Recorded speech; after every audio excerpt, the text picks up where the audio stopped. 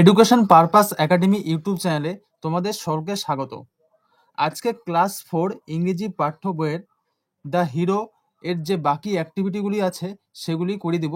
আজকে পেজ নম্বর 52 থেকে অর্থাৎ 7C থেকে যে অ্যাক্টিভিটিগুলি বাকি আছে সেগুলি করে দিব।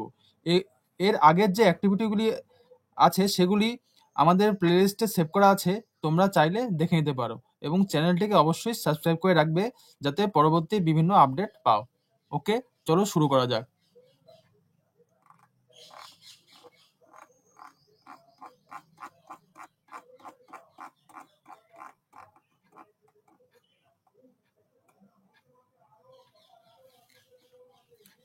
প্রথমে দেখো কি লেখা আছে, রিড দ্য ফলোইং সেন্টেন্সেস। নিচের বাক্যগুলো পড়ো। Every afternoon my friends played football or cricket. One day a miracle happened. I quietly took a place among the crowd. To save myself from more bites, I gave a jerk.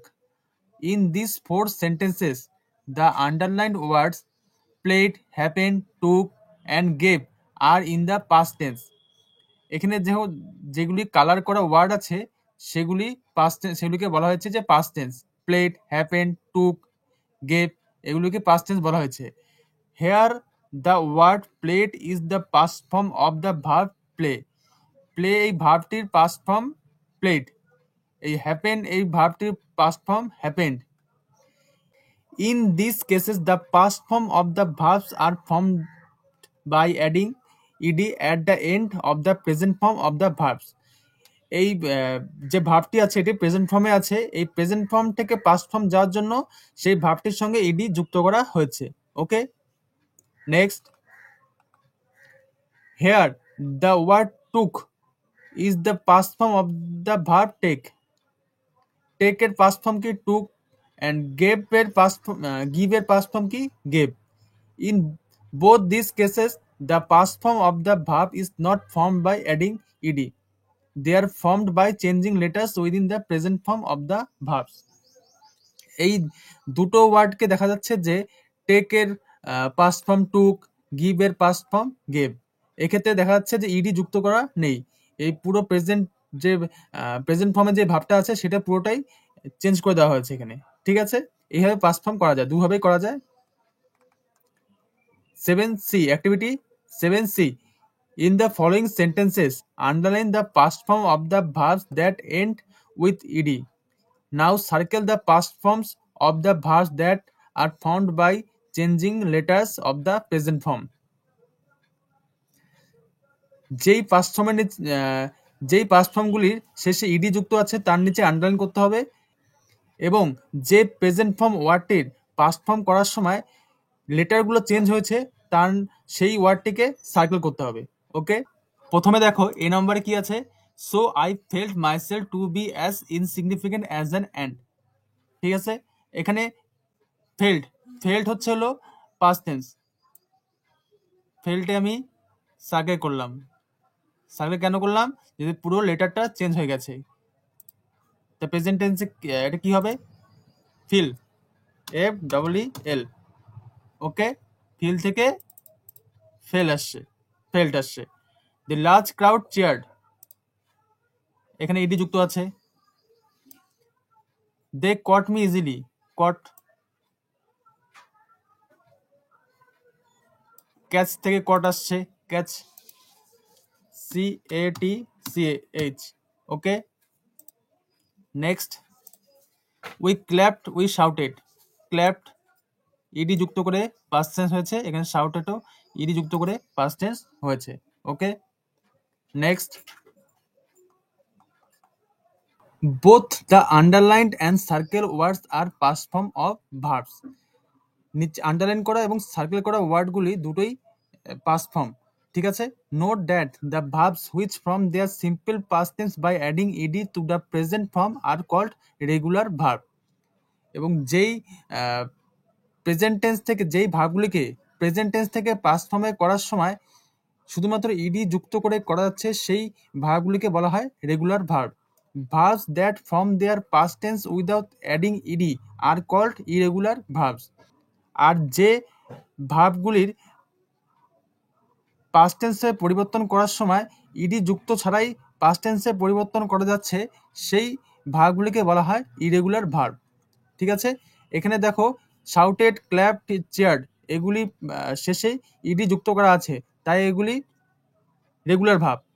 আর যেগুলি felt, কট এগুলি ED যুক্ত ছাড়াই past টেন্সে পরিবর্তন হয়েছে, তাই এগুলি irregular verb. ওকে, activity 7D কি আছে এখানে? Pick out the regular and irregular verbs from the following sentences, write them in the appropriate box. এখানে বক্স করা আছে দুটো, রেগুলার ভার্বস আর ইরেগুলার ভার্বস। তুমি এখান থেকে যে সেন্টেন্সগুলো আছে এখান থেকে কোনটা রেগুলার কোনটা ইরেগুলার হবে সেটা সেই ওয়ার্ডটা নিয়ে এই বক্সের মধ্যে লিখবে। ওকে, প্রথমে দেখো তোরসা স্যাং বিউটিফুলি, এখানে হবে স্যাংটা কোথায় হবে? ইরেগুলার ভার্ব, SANG, কারণ এটা কি থেকে এসেছে? সিং থেকে এসেছে। আমি লিখে দিলাম প্রেজেন্টে হবে sing. Okay, next, my brother help me in my studies, এখানে কিছু হেল্প হবে, ইডি যুক্ত আছে, regular verb, HELPED। Okay, next, she walked to school every day, এখানে walked WALKED ইডি যুক্ত আছে, তাই regular verb. The soldier fought for their country, ফাক থেকে ফকড আসছে, FOUGHT। ওকে, এখানে প্রেজেন্টে কি হবে? PRESENT, fight, FIGHT। এটা তোমাদের জানার জন্য দিয়ে দিলাম প্রেজেন্ট ফর্মটা কি থেকে আসছে, এই রেগুলার ভার্বটা। Okay, next, activity 8A, arrange the letters properly to form meaningful words, you will find the words in the text. এখানে লেটারগুলো উল্টোপাল্টা করে দেওয়া আছে, সেই লেটারগুলোকে ঠিক করে সাজিয়ে একটা অর্থপূর্ণ শব্দ তৈরি করতে হবে।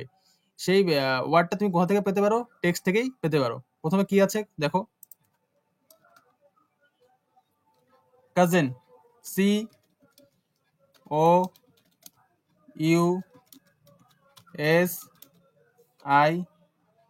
COUSIN। Okay, next, miracle, MIRACLE।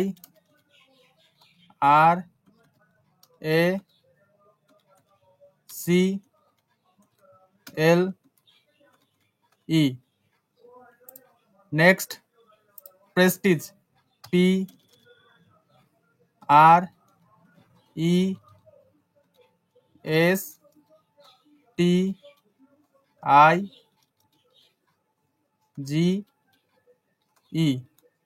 Okay, last, supporters, SUPPORTERS।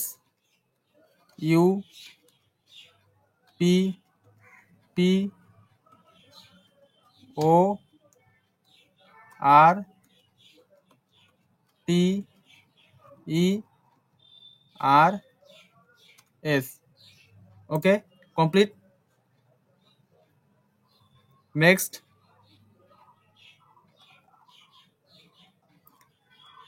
Activity 8B, make sentences of your own with the following words.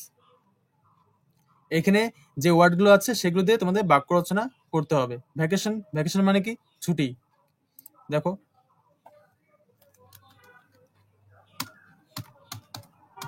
During his summer vacation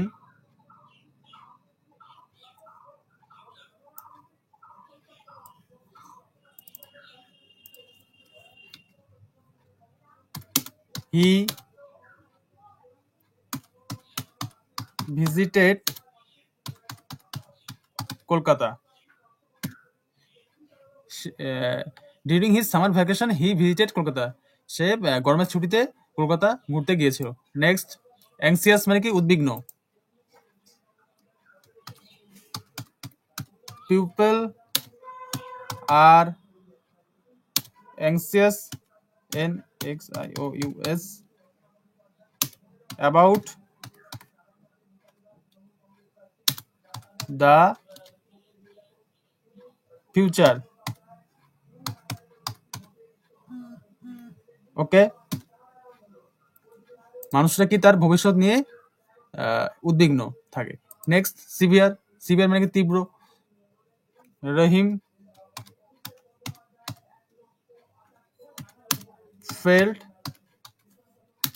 severe pain on his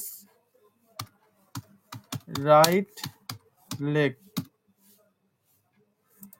Rahim felt severe pain on his right leg.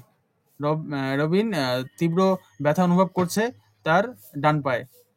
Jump. Jump মানে কি লাফানো। How high can you jump.